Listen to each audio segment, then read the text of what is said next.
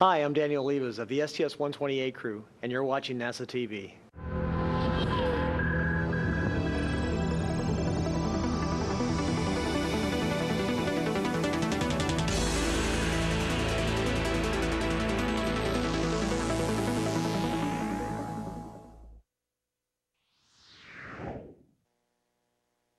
And good morning to you today, Danny.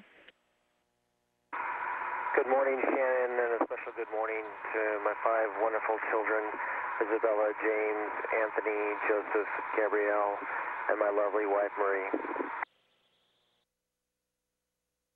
This is Mission Control Houston. The 13 crew members are in their post-sleep activities, gearing up for their final full day of joint operations, a day that will see them complete the final transfer of items from the Leonardo logistics module into the International Space Station, and vice versa, items no longer needed on the station to be placed back into Leonardo, after which the hatch to Leonardo will be buttoned up. The crew will make their way out of Leonardo that you see here in the lower right-hand corner of your screen. It has now been mated to the Earth-facing port of the Harmony connecting node of the International Space Station for the better part of a week to enable the cargo transfers to continue. Once the hatches are closed, the small vestibule, the passageway between Harmony and Leonardo, will be depressurized, and that will set the stage for the sending of commands to unbolt Leonardo from its common berthing mechanism that has held it into place on the Harmony connecting node for the past week. Today's activities, however, will be punctuated by the detachment of the Leonardo cargo module. Leonardo will have delivered, as well as items from the shuttle middeck. The shuttle will have delivered through Leonardo and the middeck lockers 18,548 pounds of equipment to the International Space Station. Loaded back onto Leonardo, 5,223 pounds of items no longer needed up on the station, and that includes the spent ammonia tank assembly from the Port 1 truss that is now housed at the rear of Discovery's cargo bay on a cargo platform that will be returned to Earth for refurbishment to be reflown next year on the STS-131 mission. Astronaut José Hernández, welcome to Telemundo. You make us proud. We are talking to José Hernández in the Discovery in the ISS and the specialist Nicole Stott. Mr. Hernández, what does it represent for a man that has seen so much in life and that has reached so far, starting from the very bottom and now going all the way to sky? First of all, good evening, Pedro. Thank you for having us today. To answer your question, I think it means hope for all our people that speak Spanish. If you work hard and study hard, any dream can be achieved. And I am the proof of that, because I started a very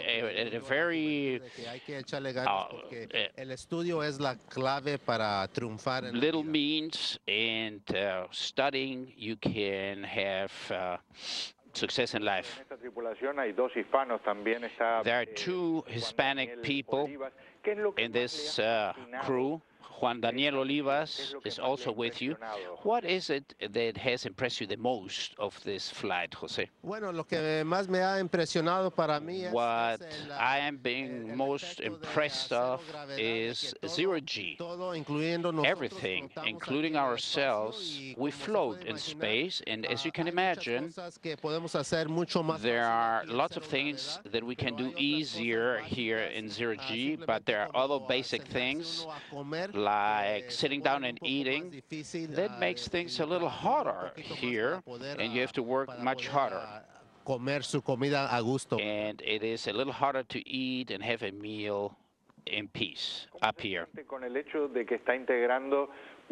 How do you feel that you are integrating now one of the last missions, especially since the shuttle is being retired? I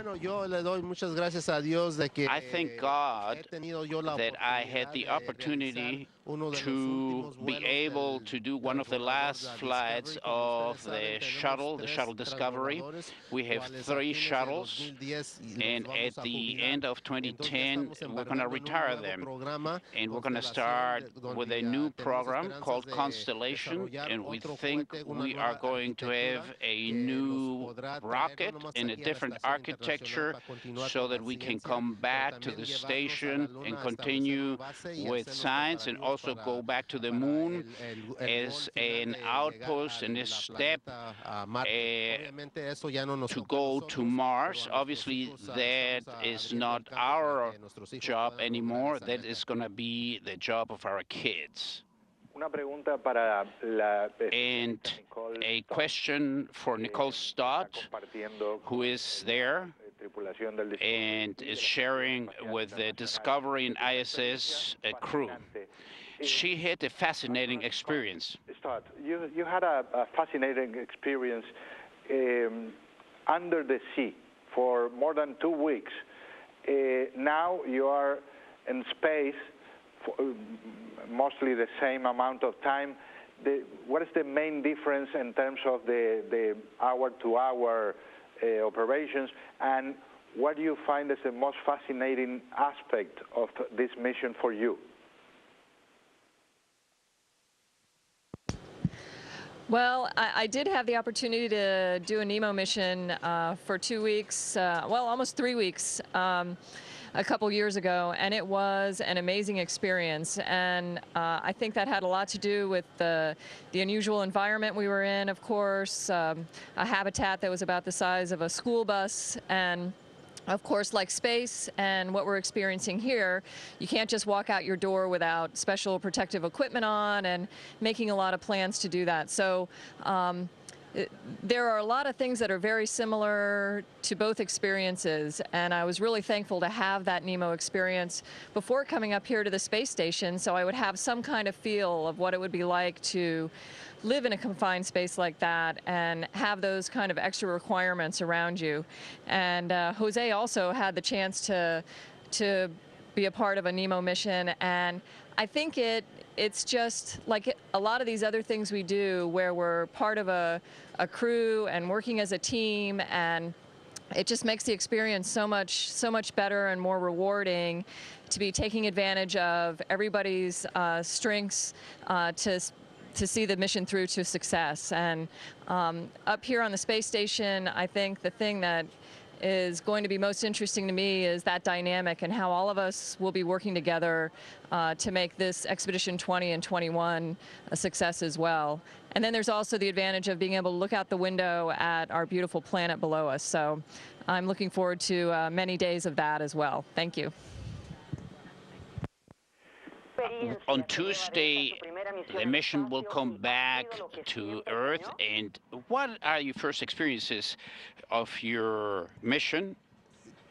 It has been what I've always dreamed and more, because the experience and the opportunity inside the station and the Discovery shuttle has been fascinating. There are no words to describe this experience that you have here in zero gravity and working here with 12 crewmates, astronauts, conducting science and experiments and working together as a team representing officially 5 countries, including and if you include my Mexico, it's 6 countries, and we are working very well. Astronaut Hernandez, you have always said that you should not fear hard work, but what has been the hardest this mission? Well, I think the hardest this mission has been the preparation that you have to go prepare. It is 1 year of training where you have to prepare so that you can fulfill the mission. And coming up to space, the hardest has been to adapt to zero-G so that you know how to move and handle things. And on the ground, you cannot think about that. Up here, eating is a little bit challenging because you don't have a table and you're floating. And things that are very easy on the ground, it's a little harder in space, but things that are hard on Earth, like heavy things, are easier up here because you don't have gravity. You can move a refrigerator by yourself up here. It must be a strange sensation. Now, the first Hispanic astronaut was Franklin Chang Diaz. Now you have 2 Hispanic astronauts on board. What can you tell us about that? Well, the days you stop speaking about having Hispanics on board, and it's more common to always have Hispanics on board, that means that we have been integrated fully to society. And I think the key is to encourage the youth to continue education, because with education you have more opportunities. And it doesn't matter if you come from very poor start like myself, but if you work hard, if you don't fear hard work, and if you study and prepare yourself and set goals, you can reach them. And we will have many, many Hispanics if we set those goals. And I hope in the future there are lots of Hispanics up here. And Astronaut Hernandez, you have reached more than the American dream, but the dream of the humans. And talking about other topics, what do you think about the immigration policy? Well, I think that if you think that you have more than 12 or 13 million of undocumented people here, currently the system is not working very well, and we need a reform, immigration reform, so that all of this is regularized and the 12 million people don't have to go back home, because Hispanics have a place here, and it is just fair to have a immigration reform so that people can work here legally, our people can work here legally in the future. And you were talking about your sensation of zero-G. Gloria Estefan sent a song up there, Mi Tierra. Can you dance up there? I couldn't hear your question quite well. We know that you talked about zero-G, and we know that they played the song by Gloria Estefan, Mi Tierra. Can you dance conga up there? Can you dance? Of course you can dance. Look, I'm doing it right now. But coordination is a little harder.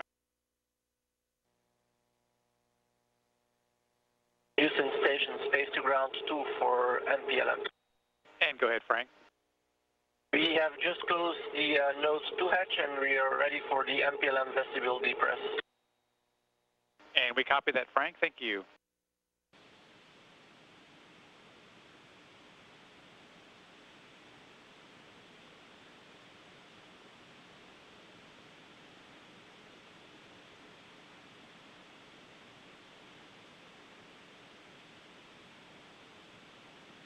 Station Houston, space to ground 2 for Frank and vestibule depress.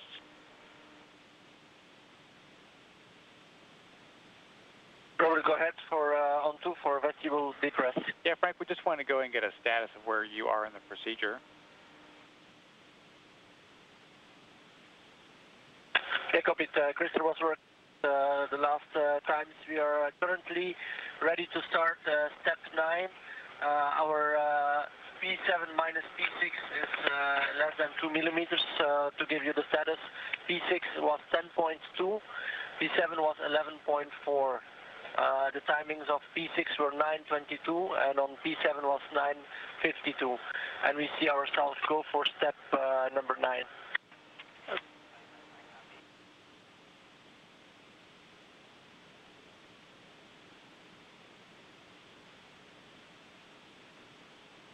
As you can see from this downlink video, the Canadarm2 is now in motion, being operated by Jose Hernandez from the robotics workstation in the Destiny laboratory, assisted by pilot Kevin Ford, as the arm moves in to grapple the Leonardo multi-purpose logistics module. This coming in the final stage of the leak checks at the berthing interface between Leonardo and the Harmony connecting node, to which it has been attached for the past week. All of the items now securely installed in Leonardo, all set for it to be unberthed from the International Space Station and placed back into the cargo bay of Discovery for the trip home. Jose Hernandez has now grappled the Leonardo multi-purpose logistics module with the Canadarm2. In Houston Station Space to Ground 2, we are completed with step 11 and MPLM vestibule depress and leak check. And we copy that, Frank. Station Houston, Space to Ground 2 for Christer and Nicole and CBM DMate. Yes, Christer here. Go ahead. Hey, Christer, with Frank's call that he's complete with the vestibule depress and leak check, you and Nicole are go to start the CBM DMate. Right, rolling straight over from the leak check to the NBM and the mate in work. Are we starting working now? Copy that, Christer. You're the continuity here. Think so. Final inventory of the transfer items being logged here in the Mission Control Center. A good view inside the Destiny laboratory. Nicole Stott on the left, Christer Fugelsang behind her. Kevin Ford on the right side of your screen. Frank DeWinna capturing imagery of this activity. Stott is about to begin working with Fugelsang at a command and control panel to send the commanding to begin to drive the 16 bolts holding the Leonardo multi-purpose logistics module open, setting the stage for the detachment of the cargo module from its berthing port on the Earth-facing side of the Harmony connecting node.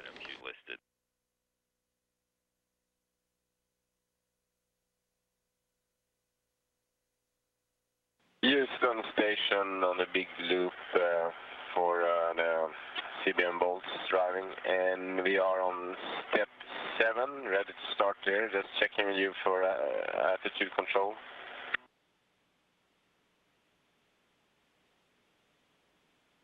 And step 7 is complete, Christer.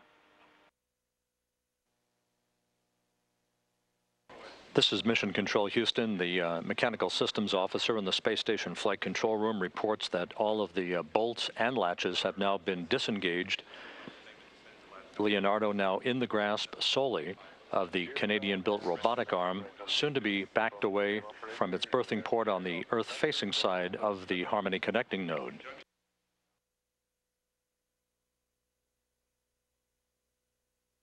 STS-128 pilot Kevin Ford and mission specialist Jose Hernandez working on moving the Leonardo multi-purpose logistics module from the Harmony node back into Discovery's payload bay.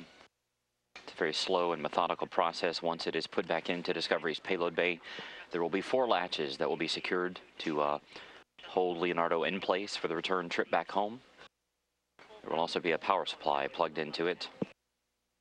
While this activity is going on, the rest of the crew is finishing up some transfer activities between Shuttle Discovery and the International Space Station, making sure that everything is on board Discovery's middeck for the ride back home.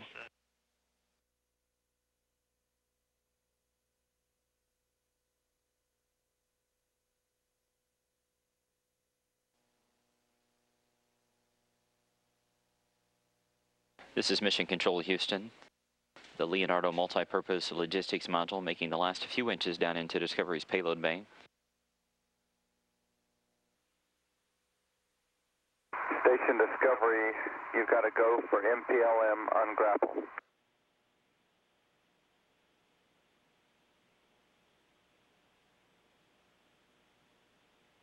This is Mission Control Houston. As you can see, the station's robotic arm being withdrawn at this point in time.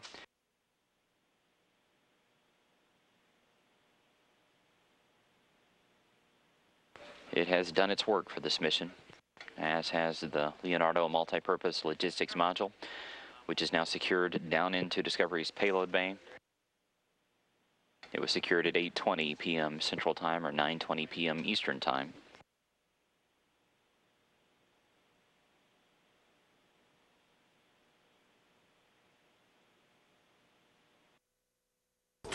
Well, Gennady, all good things come to an end. There were many challenges on this mission, and they were surmounted through the great efforts of the combined crews working together with our mission control centers in Houston and Moscow. Thank you very much to you and your crew for your wonderful support during the 17A docked mission. Thank you very much for these warm words, and ISS crew was very happy to support and to help you, and we try to do our best in our job, and you did a great job associated with further space station building, supplies and maintenance. Special thanks to our crewmate Team Copra. Thank you very much for being with us, for staying, for working with us. Unfortunately, your flight wasn't so long as you wanted, but it's life. Nevertheless, we would like to wish you that you will be signed as soon as possible for the next flight. Okay, guys. I want to say only have a safe trip and have a safe landing, guys. You too. Thank you. Thank you very much. Well spoken. U.S. Space Shuttle Discovery departing. ISS Flight Engineer Colonel Timothy Copra departing. All right. Goodbye. Bye. See you back in the ground, Bob. All right. Nicole.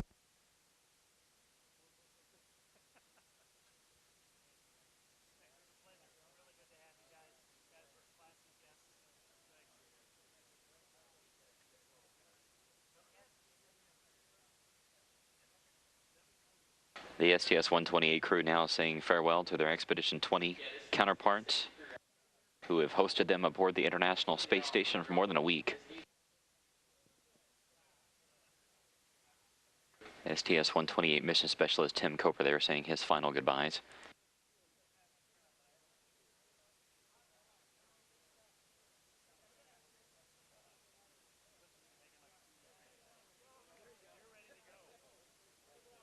The crews will now make their way to either side of the hatches, and then we'll begin the process of closing them. And then after that takes place, the crew of Discovery will immediately begin to take a look at all the tools that are necessary for the rendezvous and undocking that will take place tomorrow. They will also be setting up the centerline camera inside the hatchway.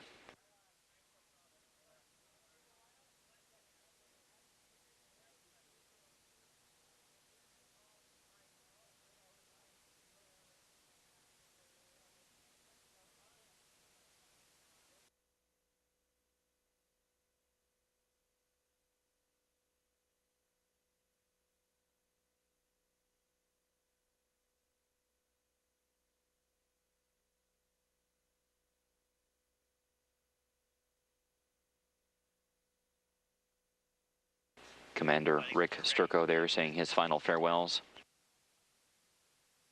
And Nicole Stott there on the far left saying farewell to her crew that brought her up here. She will stay on board until about November when STS-129 arrives, and that will serve as her ride home.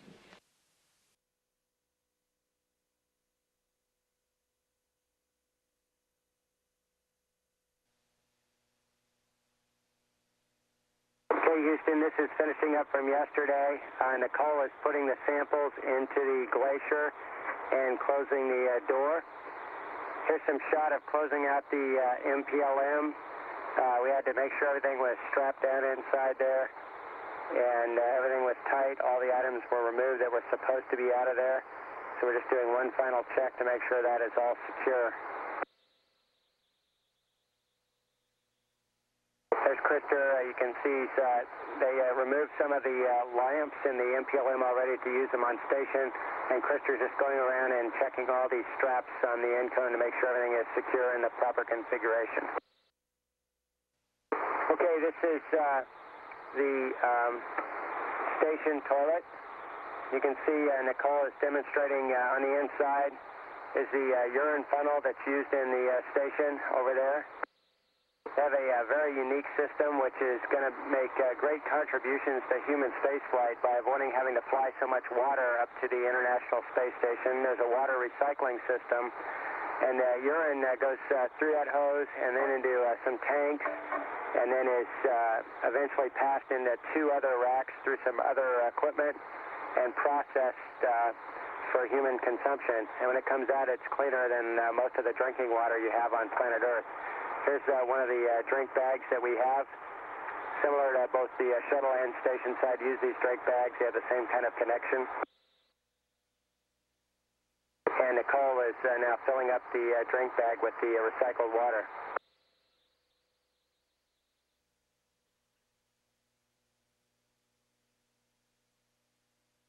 So now she's got the bag full.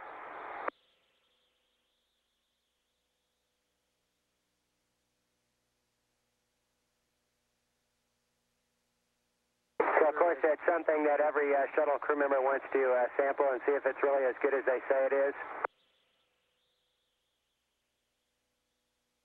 And it was very high quality. Great job by the engineering folks who made that system go together. It wasn't easy. Here's the crew gathered in Node 1 for our final dinner together. It's a very special time. We had foods there from all the represented countries, of course, the United States, Russia, Belgium. Krister brought some Swedish food up here with him. We had some Canadian food and some Japanese food, even left over from Koichi's visit. So it was a very well-rounded smorgasbord, as they say in Sweden, and we had all that stuff ready to go. It's a little tight quarters. It's nice in zero gravity that some of the crew members can float up high and kind of use the space most efficiently. Of course, it only takes astronauts a few minutes before they start playing with their food in space. Here's Frank DeWin, ESA astronaut, just demonstrating with the shrimp cocktail. Mike Barrett. The shrimp is a very popular item on most menus. It has some horseradish in there. It'll really clear out your sinuses. Here's a toast to everybody drinking the recycled urine, and it was a very happy moment.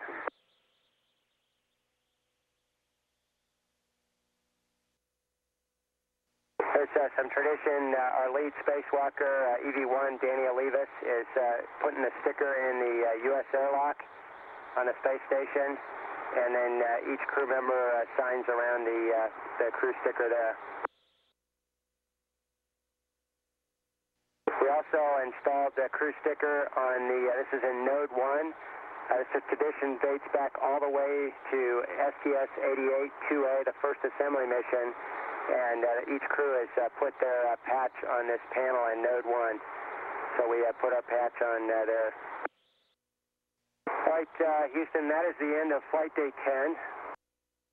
So Flight Day 11 of Discovery's mission here at the International Space Station.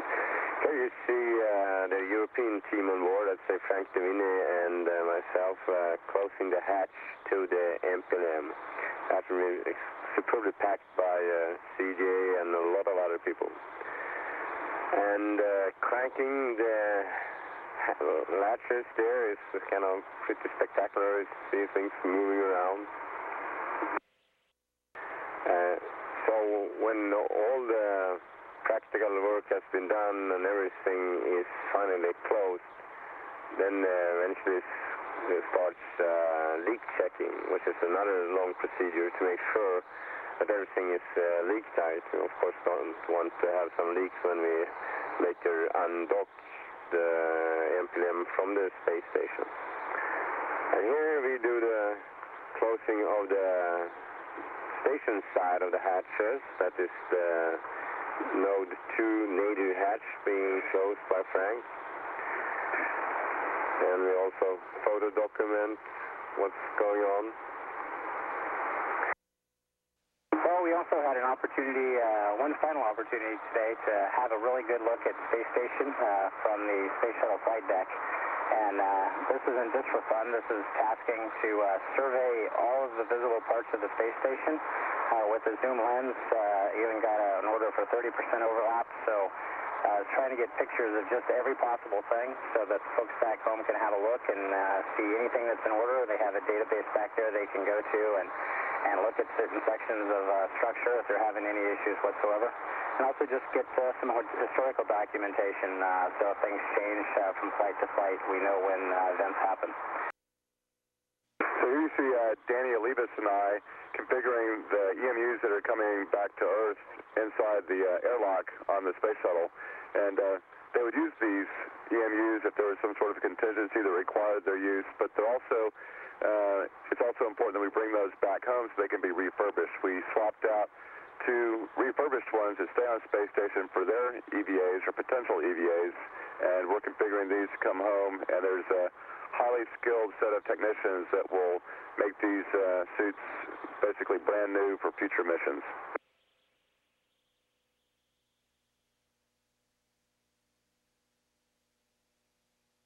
Okay, well, they say the 2 most important things in aviation are the next 2 things, and that goes for space flight too. While we're doing a lot of ops today, we had a very busy day. We did take a little time out to talk with our flight controllers, our rendezvous flight controller, and our rendezvous instructor at home about the NDOC and fly around tomorrow. It's a little off nominal without the flying control jets. So we not only talked about the way we'll fly it nominally, but if we have failures, how that will impact the failures as well. So it was a nice conference, tag up with them. We appreciate them working with us on Labor Day to make sure we really know what we're doing tomorrow for the NDOC and fly around.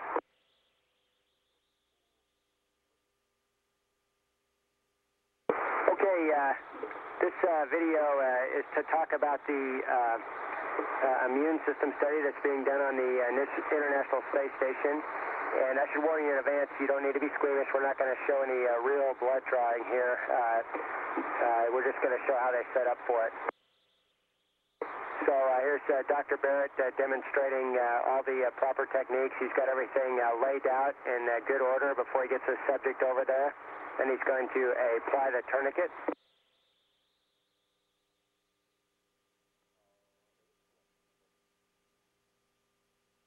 And he's going to select the proper vein.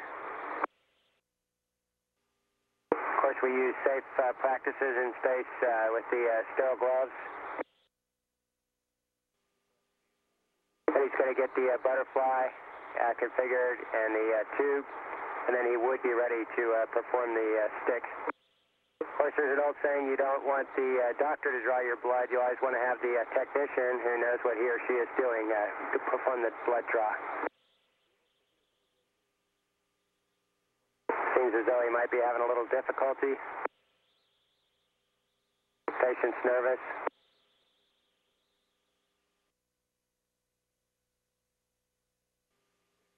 One of the pleasures of bringing Tim Coper back from the space station is to have a couple, to have another Army buddy up there. And besides the PO events that we do live, sometimes we do some taping. Here we were taping just a small thing for the Army and another thing for upcoming Army-Navy games. So it was a lot of fun to be up there with another fellow service member.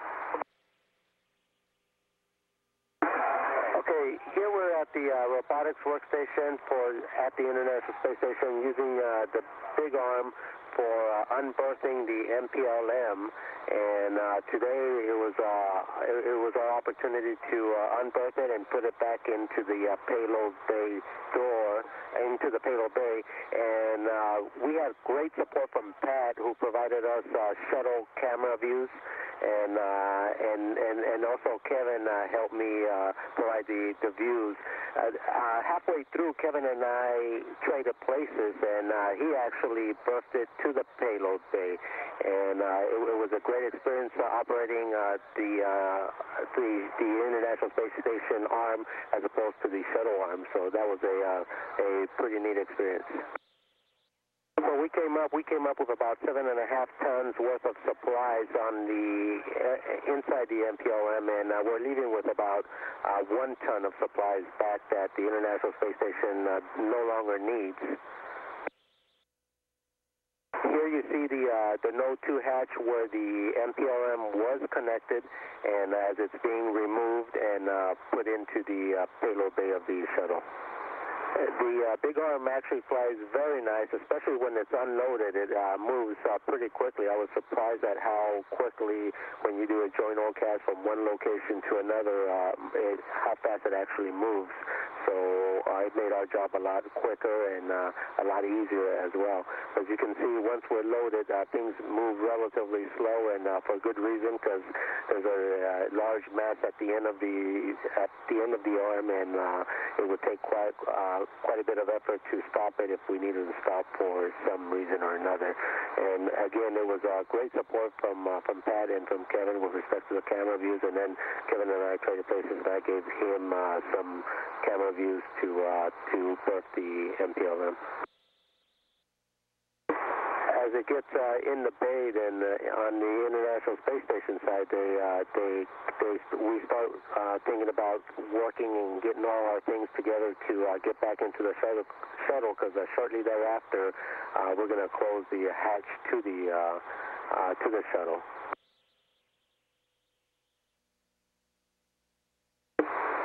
Here now you see Kevin flying the arm, and you can see he has his hand on the THC in good form, just like we were taught in Canada. We were trained very well to operate this arm, and it actually performed as expected, and we had no mouths or anything else to worry about, and it was actually quite a great task for us to be able to put the MPLM back in.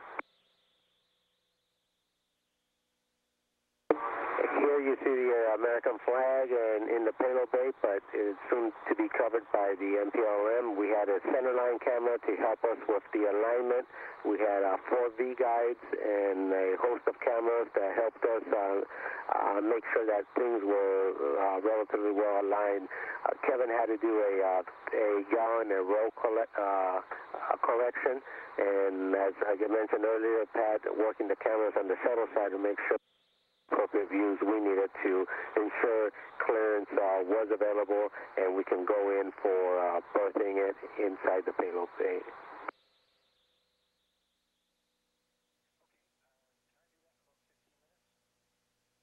Okay, finally, as we approach the payload bay, you can see how we match it with the making sure that there's clearance with the V guides. There's 4 V guides that the trunnions go into, and Kevin again with his masterful skills of robotics puts it down and berths it beautifully.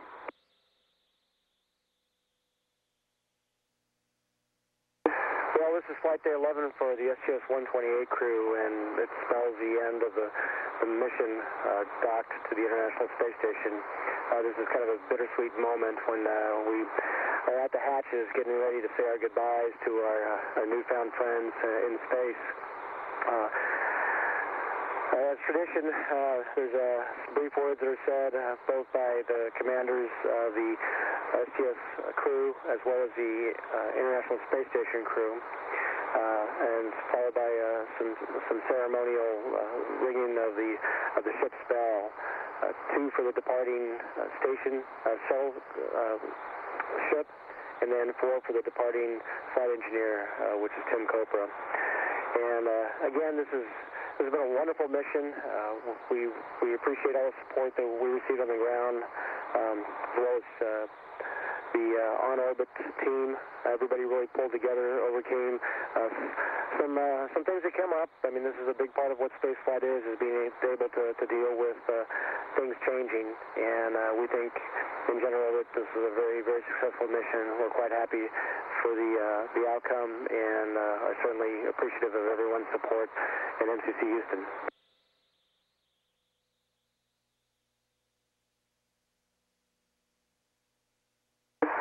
Okay, and this is it. This is Nicole putting on the docking mechanism, alignment guides, This is what we use to berth and unberth from the space station. It's a cruciform which has a standoff on it, and you see we align it to those wire guides there. And this is the final hatch closure for STS-128 with the International Space Station. On behalf of the STS-128 crew, we wish everybody good night.